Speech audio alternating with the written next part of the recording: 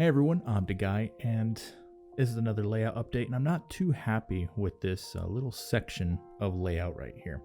Basically, right next to Williams Pass, it goes through that tunnel, which was kind of like not built right in the first place, and I had to repair it a few times, and then the grade on this incline to go up to the mid-level it's kind of steep, right? So it took up a lot of real estate. I didn't like the way it looked, and I decided, you might as well change it, right? I don't want to have to settle for something, because recently I watched a few videos where someone did settle and they regretted it, right? Like they're like, oh, I should have changed this. I don't want to get so far in that I'm at that point. So I decided to do a tear down, and it also made me realize, like, man, I put too much glue in some of this stuff, right? This section was already tough to take down in the first place, since I already had extra glue from the first teardown to repair it. Like, it was gonna fall off somehow by, not being touched. From now on, when I go and glue this stuff, I'm actually not gonna use so much, and I'm gonna use more specialized like foam glue and foam board construction adhesive. I think this stuff was like liquid nails. That does not come off. So a lot of this foam, I'll try to reuse it, but I probably won't end up using a lot of it. Now, I don't know how much space I was going for in this. I decided, well, let's take out the track, right? I gotta unhook all the little feeders I put down through the table to power the track, and it's only like 3 or 4 sections. And right here, those little the little black Kato joiners, those are my insulated joiners, because I had, the way I set up my track is, if the train was coming down and the turnout wasn't thrown, it would cross the joiner and actually lose power if the turnout wasn't thrown, as a safety thing, so it wouldn't shut down the whole layout, because I don't run block sections or anything like that.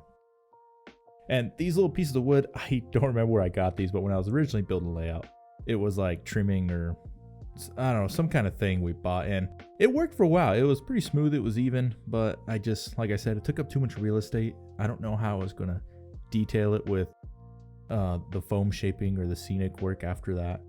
But either way, I wanted to do something else, and the research I was doing is switchbacks or zigzags. I think switchback is a common term.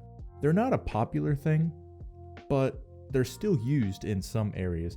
Not any like class 1 railroads, I believe, but like logging, mining, hard to reach areas. You can go higher in elevation in a shorter distance, right? With a switchback or a zigzag.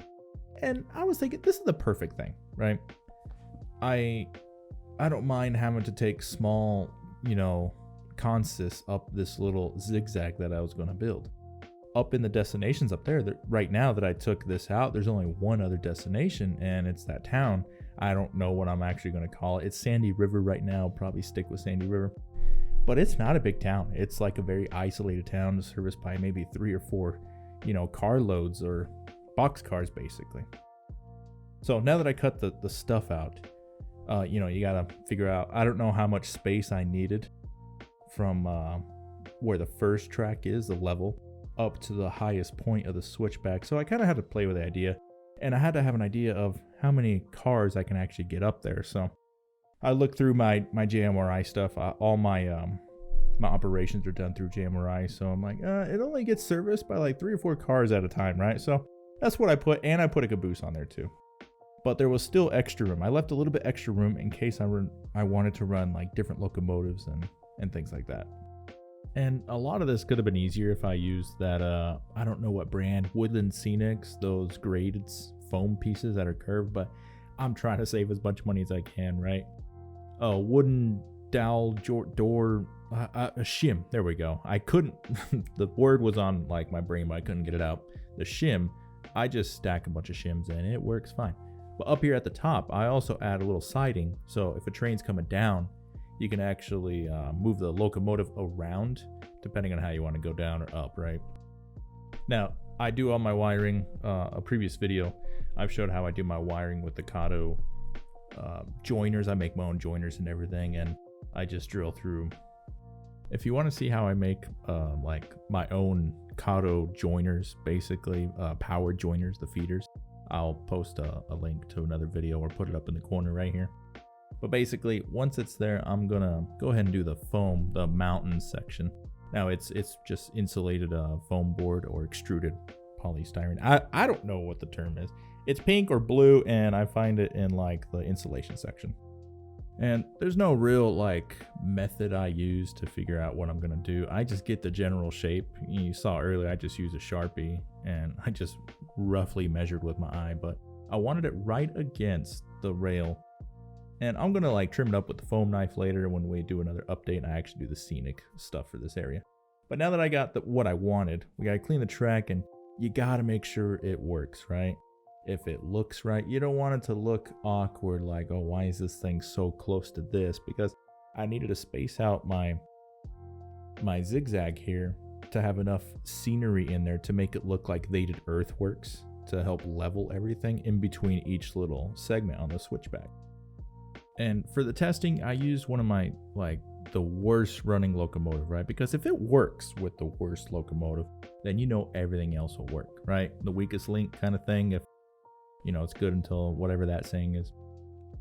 But these are only my worst locomotives because I got them from eBay, and they've been through a lot. I've dropped these a few times, not like really far, but I've dropped them. I've done my own decoder installation on these ones, and that was when I was first learning how to like use a soldering iron. So they're not great, but they're good enough.